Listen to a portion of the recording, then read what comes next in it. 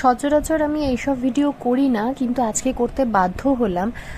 আজকে শনিবার দিন 8ই আগস্ট। আমরা এই রেস্টুরেন্টটাতে গেছিলাম দুর্ভাগ্যবশত। তোমরা অনেকে চেনো, আবার অনেকে জানো না। শেরি বেঙ্গল ধাবা, যেটা নোয়াপাড়ার পরে আর চিনার পার্কের ঠিক আগেই এই রেস্টুরেন্টটা আছে। তো দুর্ভাগ্য কেন বললাম সেটা তোমরা একটু পরেই দেখতে পাবে। শনিবার হওয়ার কারণে আমরা দুজনেই দুটো ভেজ থালি অর্ডার করি। ভেজ থালির মেনুটা তোমাদের সামনে একটু তুলে ধরলাম যাতে তোমরা পরিষ্কারভাবে বুঝতে পারো, আর তারপর যেটা হলো সেটা তোমরা শুনে নাও। এক্সপিরিয়েন্স মনে আমি কোনো রেস্টুরেন্টে পাইনি। আমি জাস্ট ডাল দিয়ে ভাতটা মাখবো, আর ডালের মধ্যে এত বড়টা পোকা, এবং কী পোকা আমি বুঝতে পারছি না। তো এতটা লেটে আমাদেরকে দিয়েছে, অলমোস্ট 45 মিনিটস মতো আমরা বসেছিলাম।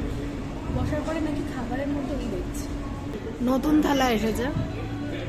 নতুন থালা এসছে, নতুন করে ডাল দিয়েছে, কিন্তু তোমরাই বলো যে এই এত কিছু দেখার পরে সেটাকে খাওয়া যায়?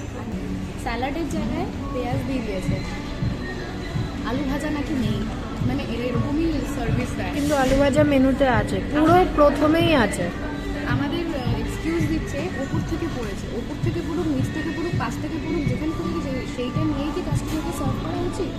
আমার শুধু এটুকুনিই বলা, পরবর্তীকালে তোমরা বা আপনারা এই রেস্টুরেন্টে গেলে বা অন্য জায়গায় গেলে অবশ্যই যাচাই করে তারপরে খাবেন।